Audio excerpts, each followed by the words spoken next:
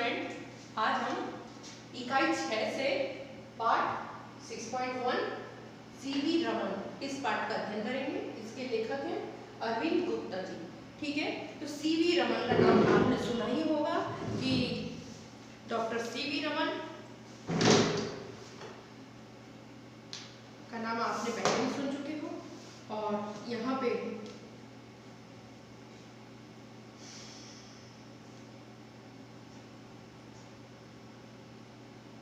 ये बताया है इस पाठ में कि डॉक्टर जो सीवी रमन के संक्षिप्त जीवन वृत्त में आप देखेंगे कि सीमित संसाधनों में भी महानतम कार्य किए जा सकते हैं। ठीक है, कि अपने आसपास घटने वाली घटनाओं के प्रति जिज्ञासा व उनका गहराई से अवलोकन विश्लेषण करना वैज्ञानिकता की आवश्यक शर्त है। कि कम सीमित संसाधनों में भी हम बड़े से बड़ा काम कर सकते हैं। जरूरी नहीं कि हमको बड़ा काम करने के लिए हमको बड़े संसाधनों की ही आवश्यकता हो। ठीक है, तो यहाँ सीवी रमन ने किस प्रकार सीमित संसाधनों में एक अपूर्व उपलब्धि हासिल की, महानतम कार्य किए, यह इस पाठ में बताया गया है। तो देखिए इस पाठ में, आज वैज्ञानिक प्रयोगशालाओं में अंधाधुंध पूंजी निवेश और परिष्कृत उपकरणों का बोलबाला है, परंतु हमें यह नहीं भूलना चाहिए कि प्रयोगशाला में सबसे महंगा और कीमती उपकरण आज भी मनुष्य का दिमाग है। हमारे पास सबसे कीमती क्या है? हमारे पास दिमाग। कोई भी उपकरण ऐसा नहीं है जो हमारे दिमाग से ज्यादा शक्तिशाली हो। इस बात की सच्चाई का प्रमाण हमें सीवी रमन के जीवन से मिलता है। वे अकेले ऐसे वैज्ञानिक हैं जिन्हें भारत में विज्ञान के क्षेत्र में किए गए शोध कार्य के लिए नोबेल पुरस्कार से सम्मानित किया गया। वही एक अकेले वैज्ञानिक हैं भारत भर में जिन्होंने विज्ञान के क्षेत्र में शोध कार्य के लिए उन्हें नोबेल पुरस्कार प्राप्त सम्मानित किया गया था। जिन अल्प विकसित उपकरणों का उन्होंने अपने शोध में उपयोग किया, उनकी कीमत 200 रुपए से भी कम थी। उन्होंने अपने वैज्ञानिक शोधों का जब शुरुआत की तो उनके पास पैसों की बहुत कमी थी। 200 रुपये से उन्होंने अपने इस कार्य की शुरुआत की। इस विलक्षण वैज्ञानिक का जन्म 7 नवंबर 1888 को तमिलनाडु के तिरुचिरापल्ली में नगर में हुआ। उनके पिता भौतिक विज्ञान और गणित के व्याख्याता थे। रमन को बचपन से ही विभिन्न विषयों की पुस्तकें पढ़ने को मिली। उन्हें अपने पिता से संगीत का प्रेम भी मिला, जिसकी प्रकृति पर उन्होंने बाद में बुनियादी शोध किया। रमन की प्रारंभिक शिक्षा विशाखापट्टनम में हुई। उन दिनों आयु की पाबंदी न होने के कारण उन्हें 11 वर्ष की उम्र में ही हाई स्कूल की परीक्षा उत्तीर्ण कर ली थी। 1902 में रमन ने प्रेसिडेंसी कॉलेज में दाखिला लिया और भौतिक विज्ञान में प्रथम स्थान तथा स्वर्ण पदक के साथ 1904 में बीए पास किया। 1907 में एमए की परीक्षा में वे सर्वश्रेष्ठ छात्र घोषित किए गए। ठीक है, रमन का कद छोटा था, जिसने उनके लिए अनेक मुश्किलें खड़ी की। अक्सर उनके शिक्षक पूछते, क्या तुम सच में इस कक्षा के छात्र हो? महाविद्यालय की पढ़ाई समाप्त होने के बाद रमन को उच्च शिक्षा के लिए विदेश जाने की सलाह दी गई, परंतु मद्रास में सिविल सर्जन ने जब उनकी जांच की तो उन्हें लगा कि रमन का छोटा शरीर इंग्लैंड का कड़क मौसम बर्दाश्त नहीं कर पाएगा। भारत में रहकर काम करने के लिए रमन सारी जिंदगी उस डॉक्टर के ऋणी रहे।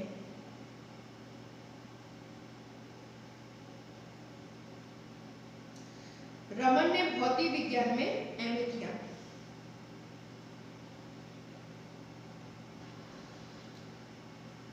उन दिनों विज्ञान पढ़ने वालों के लिए बहुत कम नौकरियां थी। अन्य विकल्प खुले न होने के कारण रमन को कलकत्ता में वित्त विभाग में सरकारी शासकीय नौकरी करनी पड़ी। वित्त विभाग में नौकरी करते हुए भी भौतिकी में रमन की रुचि लगातार बनी रही। उन्होंने घर में ही एक छोटी प्रयोगशाला बनाई और वहीं प्रयोग करने लगे। एक दिन काम से लौटते समय उन्हें एक साइन बोर्ड दिखाई दिया जिस पर Indian association for cultivation of science लिखा था। कहा जाता है कि रमन चलती ट्रॉम से कूदकर वहां पहुंचे जहां उनका स्वागत अमृतलाल सरकार ने किया। ट्राम समझते हो क्या होता है? कलकत्ता में चलती है जैसे छोटी रेलगाड़ी जो कि रोड पे चलती है, समझ में आ रहा है? जैसे हम लोग की रेल की पटरियाँ अलग से बनाई जाती है, शहर से अलग आउटर में बनाई जाती हैं, वहाँ पर बस गाड़ी और दूसरी गाड़ियाँ नहीं चलती हैं, लेकिन ये जो ट्राम होता है वो कलकत्ता में ज़्यादातर देखने को मिलता है। बीच रोड में पटरियाँ बनी होती हैं, उसी रोड से अन्य गाड़ियाँ भी चलती हैं और उसी रोड पर ये ट्राम भी चलता है। ये एक छोटी रेलगाड़ी होती है, वो भी इलेक्ट्रिक से ही चलती है, तो यह एक छोटी रेलगाड़ी की तरह होती है जिसे ट्राम कहते हैं, ठीक है। तो ये उस ट्राम से कूदकर वहाँ पहुँच गए जहाँ उन्हें अमृतलाल सरकार ने स्वागत किया। इनके पिता महेंद्र लाल सरकार ने भारतीय विज्ञान का प्रसार करने के लिए 1876 में इस संस्था की स्थापना की थी। अब रमन शाम को अपने दफ्तर से लौटकर वहाँ की प्रयोगशाला में काम करने लगे। जल्द ही वे उच्च कोटि के वैज्ञानिक शोध पत्र लिखने लगे जिनकी और विशेषज्ञों का ध्यान आकर्षित हुआ। अब क्या करने लगे? वहाँ पर पहुँचकर ये शोध कार्य का काम करने लगे और जल्दी ही ये अच्छे स्तर का शोध काम करने लगे और अच्छा काम करने के कारण लोगों की नज़र अच्छे जो बड़े विशेषज्ञ थे उनकी नज़र इनके काम पर पड़ने लगी। 1917 में कलकत्ता विश्वविद्यालय के उप कुलपति आशुतोष मुखर्जी ने रमन को विश्वविद्यालय में भौतिक विज्ञान की तारकनाथ पालित चेयर स्वीकार करने का निमंत्रण दिया। रमन फूले नहीं समाये। वित्त विभाग के बही खातों से बरी होकर अब वे अपने प्रिय विषय पर शोध करने के लिए मुक्त थे। 1921 में एक सम्मेलन में भाग लेने के लिए रमन विदेश गए। उनकी यह समुद्री यात्रा भौतिक विज्ञान के लिए बहुत लाभदायक सिद्ध हुई।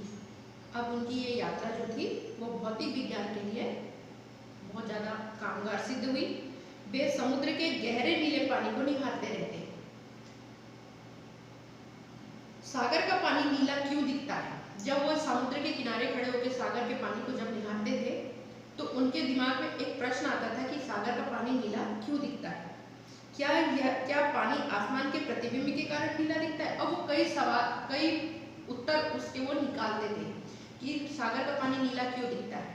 कई उत्तर उनके दिमाग में घूमते रहते और वो उन उत्तरों को सोचते रहते क्या ये उत्तर सही होगा। तो वो सोचते कि क्या आसमान का प्रतिबिंब जब आकाश पे पड़ता है इसलिए आसमान सागर का पानी नीला दिखता है, या फिर और कोई कारण हो सकता है। रमन को एहसास हुआ कि सागर का नीलापन पानी और सूर्य के प्रकाश के अंतर संबंध के कारण है। उनको एक आभास होता है कि जो सागर का जो नीला पानी है वो क्यों नीला दिखता है कि सागर का नीलापन पानी और सूर्य का प्रकाश जब आपस में अंतर संबंध होता है उसके कारण ये नीला दिखता है। इस तरह जब जहाज के अन्य मुसाफिर ताश और बिंगो के खेलों में मस्त थे तब रमन वहां एक जेबी वर्ण क्रममापी से प्रयोगों में मग्न थे और उन्होंने अपने अलग माध्यमों से प्रकाश के प्रकीर्णन पर एक शोध पत्र लिख डाला। वो जिस चीज को भी देखते थे वह उस चीज में कुछ ना कुछ सोचते और उसके बारे में जिज्ञासा उनके मन में बनी रहती थी। भारत लौटने के बाद रमन ने इस विषय पर गंभीरता से शोध किया। उन्होंने प्रकाश की किरणों को भिन्न भिन्न द्रवों से गुजारा और उनके प्रभाव का अध्ययन किया। अतः 1928 में उन्होंने सिद्ध किया कि जब किसी एक द्रव का प्रकाश किसी द्रव से गुजरता है तो प्रकाश के कण और द्रव के परमाणु एक दूसरे पर क्रिया करने लगते हैं और प्रकाश को बिखेर देते हैं। बाहर निकलने वाली प्रकाश किरण का रंग आने वाली किरण से भिन्न होता है। बाहर निकलने वाली यह किरण आने वाली किरण की तुलना में ऊंचे और नीचे दोनों स्तरों की ऊर्जा की ओर मुड़ती है। यही वह सुप्रसिद्ध रमन प्रभाव है। आप लोग ने फिजिक्स में आप लोग पढ़ेंगे रमन प्रभाव, आप लोग ने पढ़ा होगा, लेकिन जब नहीं पढ़ा होगा तो शायद आगे की क्लासों में आप रमन प्रभाव पढ़ेंगे। उसमें ये आपको जरूर दिखेगा कि प्रकाश की किरणें किस प्रकार पानी में बिखेरी जाती हैं, पानी से कैसे निकलती हैं। तो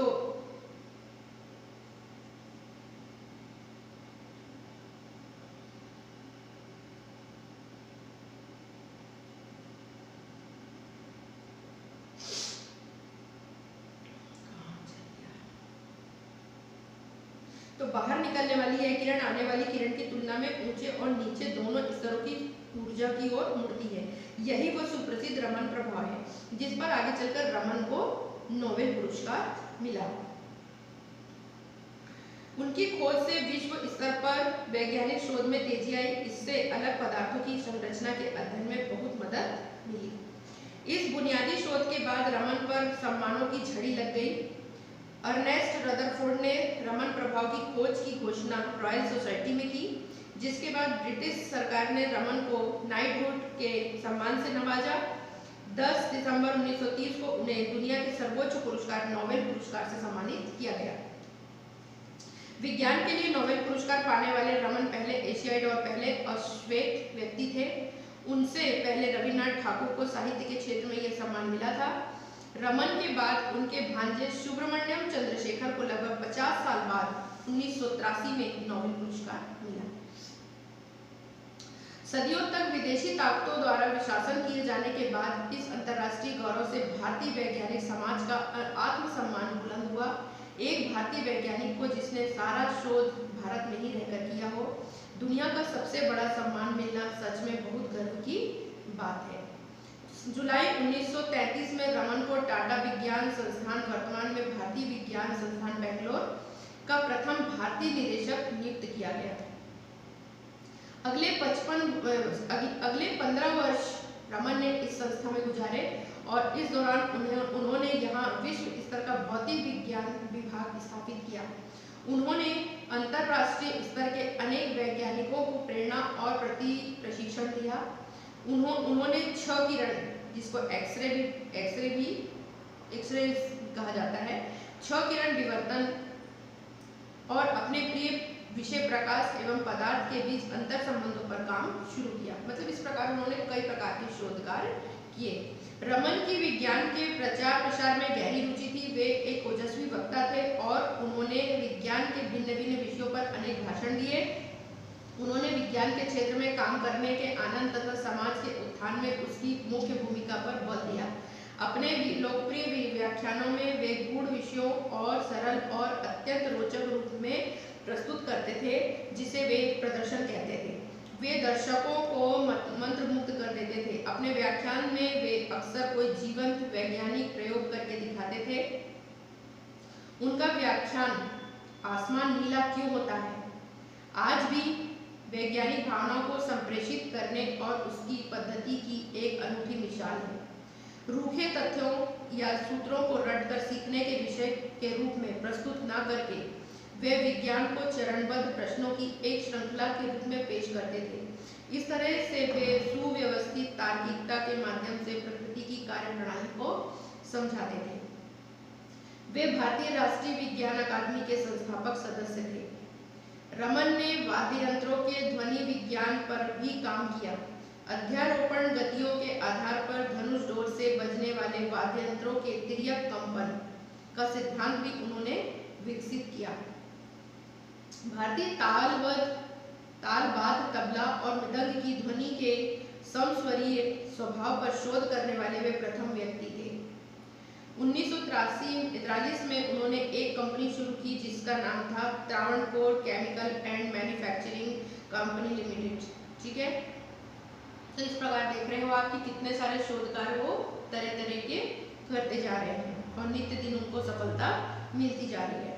1948 में सेवानिवृत्ति से पहले रमन ने बेंगलोर में खुद अपने शोध संस्थान रमन शोध संस्थान की स्थापना की। इस संस्थान की विशेषता यह थी कि उसकी स्थापना के लिए सारी पूंजी व्यक्तिगत दाताओं से आई थी। उन्होंने 1970 तक अपना वैज्ञानिक शोध कार्य जारी रखा। हमेशा की तरह रमन शोध संस्थान में उन्होंने 2 अक्टूबर 1970 को महात्मा गांधी मेमोरियल व्याख्यान दिया। इसके बाद वे बीमार पड़ गए और 21 नवंबर को उनका देहांत हो गया। ठीक है, इस प्रकार आपने देखा कि कैसे कैसे रमन जो थे, सीवी रमन, जो कि एक महान वैज्ञानिक के रूप में हमारे भारत में प्रदर्शित हुए थे और इन्होंने नए नए शोध कार्यों के जरिए हमारे भारतवर्ष को एक अनुपम उपलब्धि हासिल करवाई थी और इस प्रकार इन्हें कई प्रकार के पुरस्कार भी भारत सरकार द्वारा सम्मान के रूप में दिए गए थे। इस प्रकार देखा हमने सीवी रमन अनेक शोधकर्ताओं के महान वैज्ञानिक थे। इस प्रकार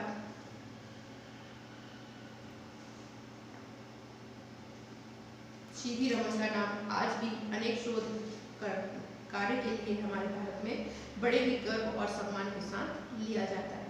ठीक है, ये आपको भी समझ में आ गया होगा। ठीक है, थैंक यू।